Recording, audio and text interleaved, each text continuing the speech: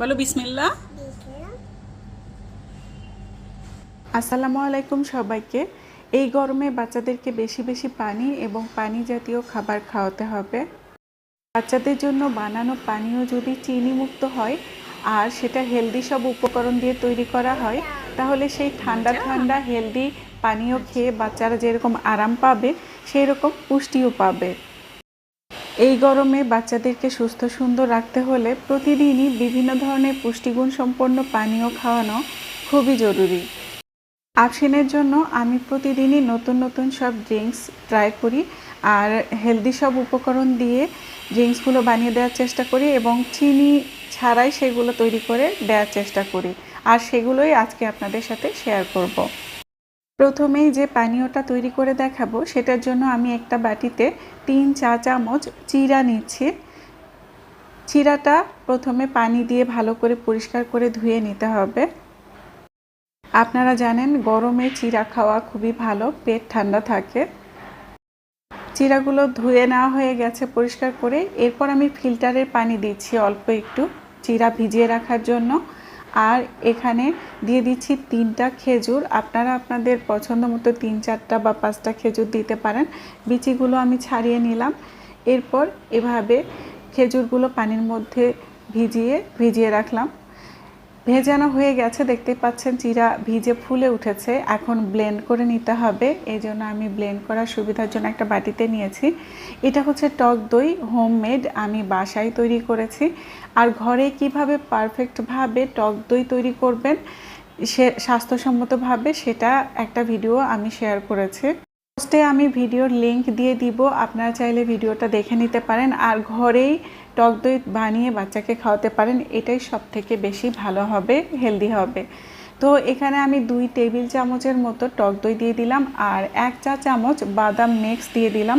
বাদাম মিক্সটাও আমি ঘরে তৈরি করেছি। 3 থেকে 4 রকমের বাদাম একসাথে মিক্স করে এই বাদাম মিক্স তৈরি করে, এটারও একটা ভিডিও আছে, সেটার লিঙ্কও আমি পোস্টে দিয়ে দিব, আপনারা ওই ভিডিওটাও দেখে নেবেন। এই বাদাম মিক্সটা বাচ্চাদের জন্য খুবই উপকারী, খুবই হেলদি এবং বাচ্চাদেরকে রেগুলার বাদাম মিক্সটা খাওয়ানো উচিত। তো অবশ্যই ভিডিওটা আপনারা দেখতে মিস করবেন না। এখন আমি অল্প একটু ঠান্ডা পানি দিয়ে দিলাম। পানীয়টা আমি একটু পাতলা করব, সে কারণে একটু পানি দিয়ে দিলাম। তারপর ব্লেন্ড করা হয়ে গেছে। এই তো রেডি হয়ে গেল চিনি ছাড়াই দই, চিরা, তারপর খেজুর এবং বাদাম দিয়ে তৈরি ভীষণ হেলদি একটা পানীয় বাচ্চাদের জন্য। এরপর আমি যেটা তৈরি করব সেটা তরমুজ দিয়ে, দেখতেই পাচ্ছেন আমি তরমুজগুলো ছোট ছোট টুকরা করে নিয়েছি এবং বিচি যত সম্ভব বেছে নিয়েছি। এরপর এর মধ্যে দিয়ে দিচ্ছি লেবুর রস। লেবুর রসটাও কিন্তু বাচ্চাদের জন্য খুবই উপকারী। তো আর তরমুজের সাথে দিলে ফ্লেভারটাও ভালো আসে, খেতেও ভালো লাগে।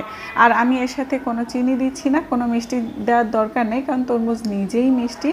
আর ব্লেন্ড করা হয়ে গেছে, এরপর ছেঁকে নিতে হবে, কারণ কিছু কিছু বিচি থেকেই যায়। এই তো রেডি হয়ে গেল খুব সহজেই ঝটপট তরমুজের পানীয়। এবার আমি যে পানীয়টা তৈরি করব সেটার জন্য গরম দুধ নিয়ে নিলাম হাফ কাপ। তার মধ্যে আমি ওটস দিয়ে দিচ্ছি 2 চা চামচ। তারপর খেজুর দিয়ে দিচ্ছি 3টা, বিচি ছাড়িয়ে নিচ্ছি। এই পানীয়টাও অনেক বেশি হেলদি। অবশ্যই আপনারা আপনাদের বাচ্চাদের জন্য এই পানীয়টা ট্রাই করবেন। এটা খেতে যেমন মজা হয় আর পুষ্টিগুণে ভরা, বাচ্চাদেরকে আপনারা নিশ্চিন্তে খাওয়াতে পারেন। তারপর গরম দুধের মধ্যে খেজুর এবং ওটস দিয়ে এভাবে নেড়ে মিশিয়ে ঢেকে রেখে দিলাম ওটসগুলো ফুলে ওঠার জন্য আর খেজুরটা ভেজার জন্য। ওটস নরম হয়ে গেলে তারপর এখানে আমি ঢেলে নিচ্ছি। এতক্ষণে দুধটাও ঠান্ডা হয়ে গেছে আর সাথে এক্সট্রা হাফ কাপ দুধ আমি ঠান্ডা দুধ মিশিয়ে নিলাম এর সাথে। দুধটা হালকা ঠান্ডা হবে, বাচ্চাদের খাওয়ার উপযোগী। তারপর সব কিছু একসাথে ব্লেন্ড করে নিলেই এই তো তৈরি হয়ে গেল দারুণ হেলদি একটা পানীয় বাচ্চাদের জন্য। মাস্ট ট্রাই, এটা অবশ্যই ট্রাই করবেন বাচ্চাদের জন্য। এরপর যে ড্রিঙ্কসটা আমি তৈরি করব সেটার জন্য আমি নিয়েছি ড্রাগন ফ্রুট।